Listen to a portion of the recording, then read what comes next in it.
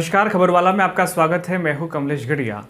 नगरपालिका परिषद के गठन को तकरीबन 7 माह गुजर चुके हैं और ऐसे में शहर में क्या कुछ विकास कार्य हुए हैं और कितनी धीमी गति से विकास कार्य चल रहे हैं, इस विषय पर बात करने के लिए हमारे साथ मौजूद है कांग्रेस पार्षद तरुण शर्मा।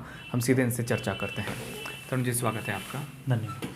परिषद की दूसरी बैठक हाल ही में हुई है, आपने भी कई प्रस्ताव रखे हैं। क्या मुख्य बातें आपके द्वारा रखी गई?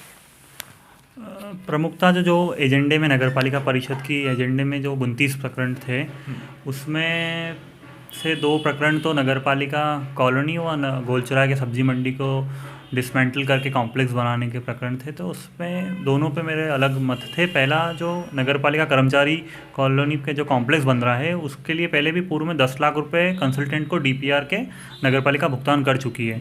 और इससे कहीं ज़्यादा महत्वपूर्ण मेरा मत है कि पूर्व में जो नगरपालिका के कॉम्प्लेक्स है, गाजा महाराजा कॉम्प्लेक्स, वो खाल की नगरपालिका की दुकानें, वो नया दया मंदिर रोड पे जो नगरपालिका की दुकानें हैं, वो काफ़ी पुरानी हो गई, कई जगह पानी टपक रहा है, दुकानदार परेशान हैं। तो उन दुकानदारों को प्राथमिकता से पहले वो दुकान नहीं बना के दी जाए या उनसे उसको निर्माण करा जाए। वह उसकी जो छतें हैं, वो बहुत सारी बिल्डिंग ऐसी है जिसमें कोई अन्य उपयोग नहीं हो सकता, वो दुकानदार के काम की ही है। तो वो दुकानदारों को छतें भी आवंटन करी जाए ताकि नगरपालिका को भी रेवेन्यू मिलेगा और उस क्षेत्र में व्यापारियों को भी फ़ायदा होगा। दूसरा, जो गोलचराय सब्जी मंडी वाला प्रकरण था, तो इसमें भी 5 लाख रुपए का भुगतान नगरपालिका कर चुकी है। पूर्व में कंसल्टेंसी को डीपीआर बन के रेडी हो गया था, पर उसका काम इसलिए नहीं हो पाया क्योंकि जो किराएदार है नगरपालिका के, वो उस वक्त उस डीपीआर से असंतुष्ट थे। तो मेरा ये मत था कि पहले जो व्यापारी है, जो किराएदार है नगरपालिका के, उनको भरोसे में लेके उनकी बात को समझने के उनको तैयार करने के बाद उसके पे कोई प्लानिंग करी जाए ताकि पैसा भी बर्बाद नहीं हो और समय पे काम भी हो जाए और व्यापारियों को भी कोई परेशानी ना आए। अच्छा, एक फ़िल्टर प्लांट वाला मुद्दा इन दिनों ज़्यादा हाईलाइट हो रहा है कि अमृत 2 योजना आ गई। शुरुआत से बात करें तो चंबल योजना हो गई है ना, और कई सारी योजनाओं के अंतर्गत जो है अमृत 1 भी आ गई। जब प्रहलाद जी नगरपालिका अध्यक्ष से करोड़ों रुपए खर्च करके फ़िल्टर प्लांट लगाया गया था, उसके बावजूद आधे शहर को पानी अब तक नहीं मिल पाया है, साथ ही शुद्ध पानी नहीं मिल पा रहा है। और अब अमृत 2 योजना के तहत नए फ़िल्टर प्लांट लगाने की बात सामने आई है, कैसे देखते हैं इसको? ये बात सच है कि पहले एक फ़िल्टर प्लांट बना है और वो जिस शहर को जितनी क्षमता का फ़िल्टर प्लांट चाहिए था उससे छोटा बना है। मेरा ये मानना है कि ये योजनाएं आती है, अच्छा पैसा सरकार से करोड़ों रुपए आता है या वर्ल्ड बैंक से लोन लेके हम काम करते हैं, पर उसकी डीपीआर बनती तब ज़मीन पे रह के डीपीआर नहीं बनती है। क्योंकि अमृत 1 आई, अमृत 2 अब आ रही है, बीच में कालावाटा बांध भी आया, उसके अलावा चंबल से पानी भी आया, उस पर भी हमने नगरपालिका ने टैक्स बढ़ाया, मतलब आम जनता पे, पर उसका लाभ आज तक जनता को नहीं मिला। इसको मैं अलग तरीके से आपको बताना चाहूँगा कि सबसे पहले हम बात करें कालाभाटा की। वो जिस क्षमता का बनना था, वो जगह का चयन गलत हुआ, वो क्षमता का नहीं बन पाया, पैसा उससे लाभ हुआ है पर जितना हो सकता था उतना नहीं हुआ है। नंबर 2, चंबल की योजना की बात करी जाए तो उसको चालू करने में काफ़ी समस्या आई और मेरे को तो आज भी ये पता है कि उसके 2 पंप से पानी लाने का था, पर वो 1 पंप ही चल रहा है। दोनों पंप चलाने पे लाइनें जगह जगह से फूट रही है। और चंबल के पानी आने के बाद तो नगर में पानी की समस्या ख़त्म होनी चाहिए, पर फिर भी ना तो रोज़ पानी जनता को मिल रहा है। और जो वाटर ट्रीटमेंट प्लांट की बात है, फ़िल्टर प्लांट की, तो एक प्लांट बनने के बाद भी आज शहर के कम से कम 15 वार्ड ऐसे हैं जहाँ शहर क्षेत्र वार्ड नंबर 23 से लेकर 29, खानपुरा, जो मदारपुरा, इस क्षेत्र में आज भी पुराने फ़िल्टर प्लांट से ही पानी मिल रहा है। तो जितनी हमें ज़रूरत है शहर को, उसको पूरी कैलकुलेशन मिस्टेक रही है। नहीं तो पूरा अगर पहले ही अच्छे जितनी ज़रूरत थी उतना बनता तो थोड़ा पैसे की बचत सरकार की होती। इसके अलावा अमृत 1 में जो हमें पाइपलाइन मिली थी, वो पाइपलाइन ऐसे विवेकानंद नगर में डाल दी जहाँ कोई भी मकान ही नहीं है आज। वो शहर के कई क्षेत्र हैं जहाँ पानी की पाइपलाइन छोटी होने के कारण पानी की समस्या रहती है। तो मेरा ये है कि आप ज़मीन पे आके सर्वे करिए, आम जनता से पूछिए, पार्षद से पूछिए, पूर्व पार्षद से पूछिए कि किस क्षेत्र में क्या समस्या है। उसके बाद योजना को प्रॉपर कैलकुलेशन के साथ बनाया जाए। कहीं ना कहीं इसमें पहले गलतियाँ हुई और मैंने ज़ोर से इस बात पे ध्यान दिया है कि आइंदा इस पे गलतियाँ ना हो। अच्छा, एक पॉइंट आपने डाला था, सोशल मीडिया पे भी चला, कि जिस स्पीड से सभापतियों के उपाध्यक्ष के रूम बने हैं उस स्पीड से काम भी होना चाहिए। क्योंकि कोई भी जनप्रतिनिधि, पार्षद हो या सामाजिक प्रमुख हो या वार्ड का कोई जागरूक नागरिक हो, वो उसको कोई समस्या होती तो वो नगरपालिका जाता है या हमसे बोलता है और हम भी आगे हमारी डिमांड फॉरवर्ड करते हैं। आमतौर पे अभी ये है कि हमने कोई डिमांड रखी, उसका एस्टीमेट बनेगा, उसका टीएस होगा, उसकी पीआईसी या परिषद में उसकी पुष्टि होगी, उसके बाद उसका टेंडर लगेगा, फिर वर्क ऑर्डर होगा। वर्क ऑर्डर होने के बाद भी काम समय पे नहीं होते। उसका एक प्रमुख उदाहरण है लाल घाटी रोड जो अभी बन रहा है, उसका 2018 में वर्क ऑर्डर हो गया था, पर वो काम आज तक पूरा नहीं हुआ।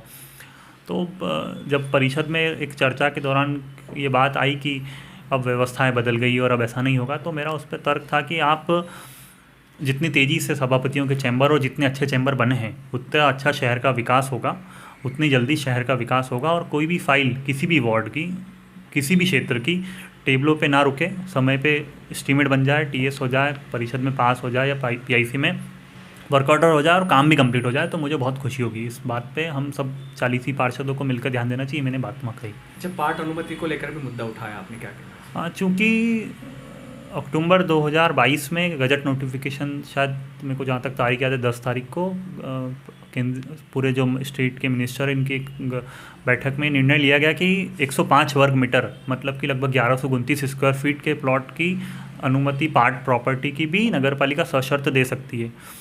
उस पर मैंने सीएमओ सर को भी उस लेटर को फॉरवर्ड कर दिया था लगभग 10 से 15 दिन पहले, पर उनका कोई जवाब नहीं आया। तो परिषद में रूटीन चर्चा के दौरान मेरे द्वारा ये बात उठाई गई कि कई लोग उससे परेशान हैं, उस पर ध्यान दिया जाए और लोगों को अनुमतियाँ दिलाई जाए।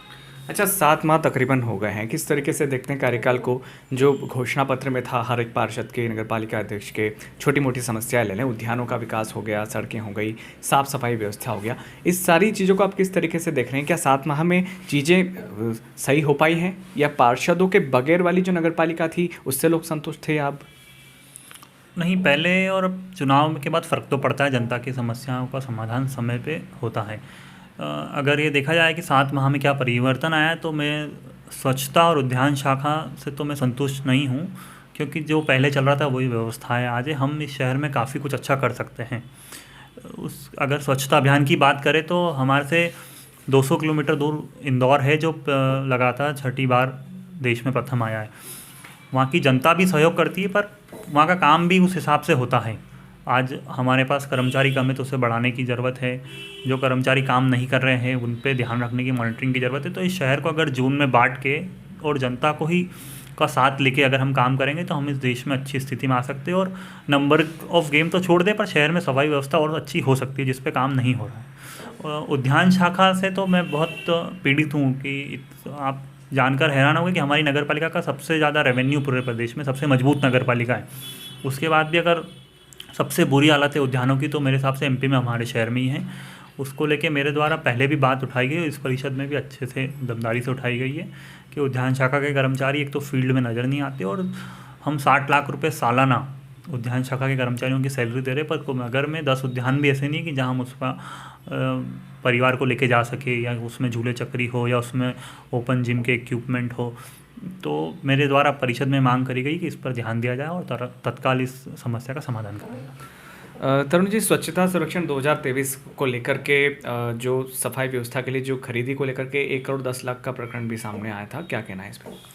हाँ, 3 प्रकरण थे, एक में 35 लाख, एक में 25 लाख और एक में 50 लाख रुपए कुल नगर पालिका के कर्मचारियों के लिए कुछ सुरक्षा के कुछ उपकरण, और बाकी sanitiser, phenyl, acid, room freshener, कांच। तो मेरे द्वारा ये तर्क था कि एक तो 2022-23 का जो नगर पालिका का बजट है, उसमें कुल खरीदे का प्रावधान 30 लाख था, तो हम 1 करोड़ 10 लाख रुपए की खरीदी कैसे कर रहे हैं। दूसरा कि उसमें आंकड़ों में गड़बड़ थी।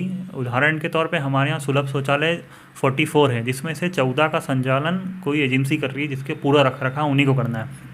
उसके बाद भी हमारे द्वारा मतलब 30 ही शौचालय है, 200 कांच खरीदे जा रहे हैं, 1000 रूम परफ्यूम खरीदे जा रहे हैं, तो इसका इस्तेमाल कहाँ होता है?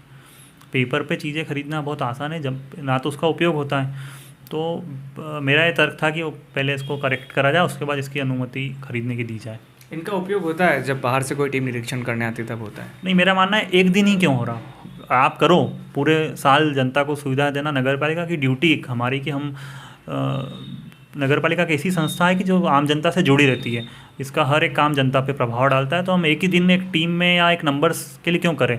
हमें 12 ही महीने अच्छा काम करना चाहिए, तो लोगों को भी भरोसा आएगा और वो हमें स्वच्छता में सहयोग भी करेंगे आगे रह के, पर वो कहीं ना कहीं वो नहीं हो पा रहा है। अच्छा, कुछ क्षेत्रों में जल भराव की समस्या ज़्यादा है, भले ही पंप हाउस, दोनों ही पंप हाउस जो है अब नए बने जा रहे हैं, लेकिन कुछ क्षेत्र ऐसे हैं जहाँ लंबे समय से सड़कें बना दी, नालियों को नाली से नाला कर दिया, लेकिन उसके बावजूद भी जल भराव की समस्या रहती है। ये बात सही है कि शहर की ड्रेनेज व्यवस्था काफ़ी प्रभावित है, उसके लिए कभी प्लानिंग नहीं हुई। कई बार बीच में अभी अभिनंदन में एक नाला बनाया गया, मूलतः वो नाला 40 फीट का था पर उसको 10 फीट का बना दिया गया है। अभी महाराणा प्रताप बस स्टैंड से लेकर राजाराम फैक्ट्री तक एक नाला बनाया गया पर उसका आगे का एंड पॉइंट आज तक क्लियर नहीं हुआ है। तो बाफना मार्केट बस स्टैंड के पीछे उस क्षेत्र में भी काफ़ी जल भराव की समस्या है जरा सी बारिश में। तो प्रॉपर इस क्षेत्र के ड्रेनेज सिस्टम को प्लानिंग के साथ बनाने की आवश्यकता है, जो नहीं हो रही है। आमतौर पे देखने में आ रहा है कि छोटे छोटे ब्रिक्स हम अलग अलग लोगों की मांग पे बना रहे हैं, जबकि जो कि वेस्टेज ऑफ मनी है। इसका पूरी एक प्लानिंग के साथ अगर पूरे शहर का एक ड्राइंग बन जाए ड्रेनेज के लिए तो लोगों को भी बहुत सुविधा होगी और नगर पालिका का पैसा भी बचेगा। ये थे पार्षद तरुण शर्मा, जिन्होंने हाल ही में हुई परिषद की दूसरी बैठक में भी जनहित के काफ़ी मुद्दे उठाए हैं। साथ ही 7 माह गुजरने के बाद किस तरीके से नगरपालिका का कार्यकाल चला है, इस पर भी थोड़ा बहुत इनका कहना ज़रूर है कि थोड़ा सा काम स्लो हुआ है। इसी तरह की खास खबरों को देखने के लिए खबर वाला चैनल को सब्सक्राइब करें। आपके अभिनंदन क्षेत्र में Vibodh pre school, admission open, play group, nursery, KG1, KG2, day care. हमारा पता है Vibodh pre school 51 Sai Vihar colony, gate number 1, Abhinandan नगर, साई मंदिर के सामने, मंदसौर। 499268336669 7007028557 62635119।